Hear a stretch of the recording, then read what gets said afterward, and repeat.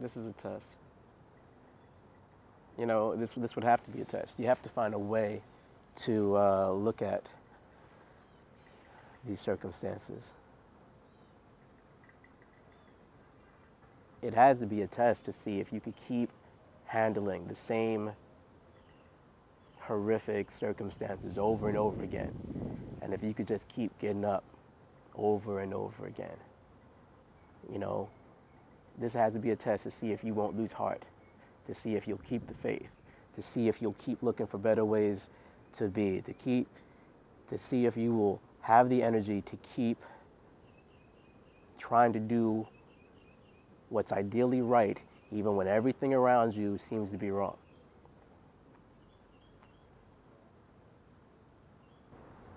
So let me just go from the top. I'm frustrated.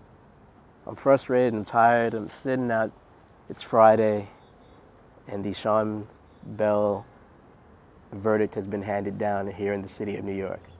In case you don't know, is a young man, I think he was about 23. He's getting married, he's gonna go to a bachelor party. Him and 3 friends, they drive out to a strip club in Queens, not far from his neighborhood. And they have some drinks, they hang out. Eventually, some other group, there's some kind of hostility, words are spoken. The 4 guys, Sean Bell and his 3 friends, decide that they're gonna go home. Every story that involves somebody having an altercation and then they hang around and the people they had the altercation with coming back and killing them, every story like that, you always hear people say, why don't they just go home? Well, these 4 brothers decided that they're going to go home. They get in the car, and some strange dude approaches them. Conflicting stories give conflicting accounts, but the account of the 4 guys in the car is that some guy walked up to them and pulled out a gun on them. The account of the guy approaching, who turned out to be a New York City police officer, is that he called out his name and identified himself. And the guys in the car rammed him. There were other officers. They were in the middle of a surveillance or whatever you want to call it, a police action. They had been in the club. Some of them had been drinking, which is in public record. And what happened next? 50 bullets are fired. 1 officer shoots 31 times. He has a semi-automatic clip. He empties that clip, releases it from the gun, and pops another one in. 50 bullets are fired. The driver of the car, the man there on his bachelor party, Sean Bell, is dead. 2 of his friends shot.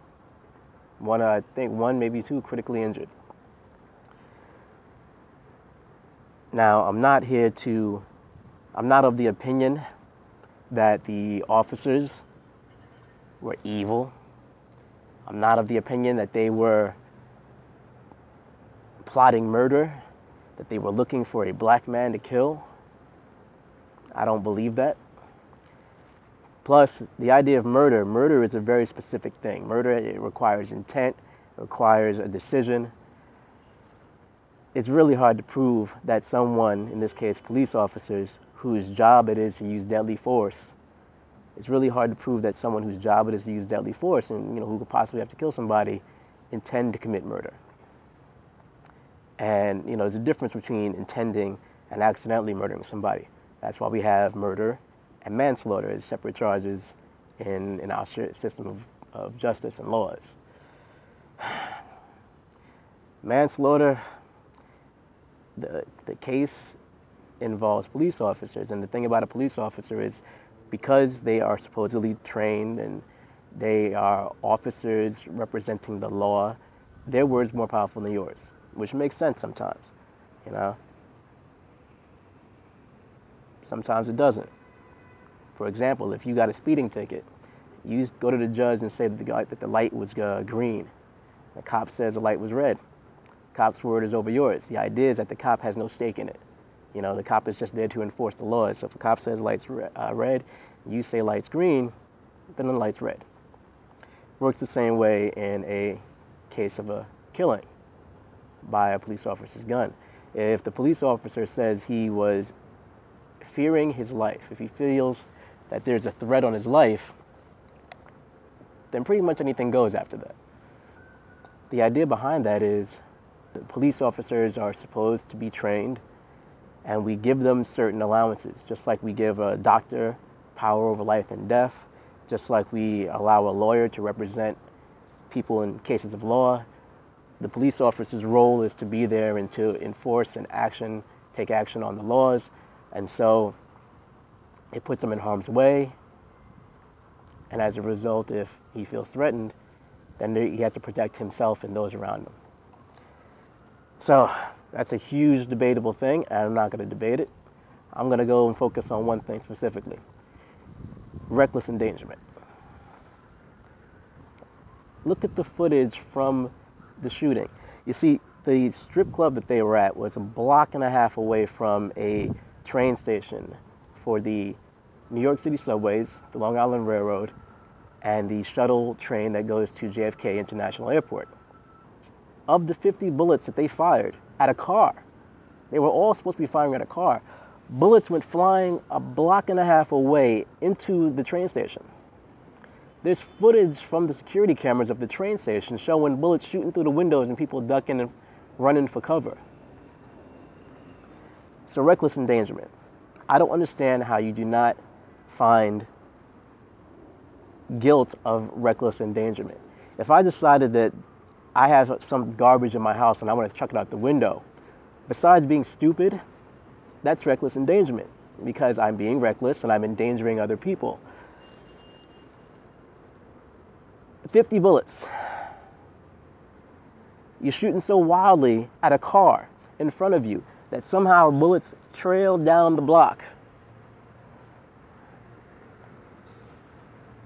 That bothers me beyond the obvious, because when these shootings happen, Amadou Diallo, Patrick Dorsman, Eleanor Bumpurs, Timothy Stansbury, when these shootings happen and their officers involved are found innocent, which they have all been found innocent in these cases and others, what it suggests is that there's nothing wrong. You know? Think about your job. When you do something wrong, someone decides you did something wrong, they try to write you up, right? Or you get reprimanded. And then what is asked of you? You're asked to make changes so that you don't continue with this wrong-headed action. All of these police shootings involving all of these bullets and misfirings and shootings into houses and shootings, this is all fine. That's what the verdict means.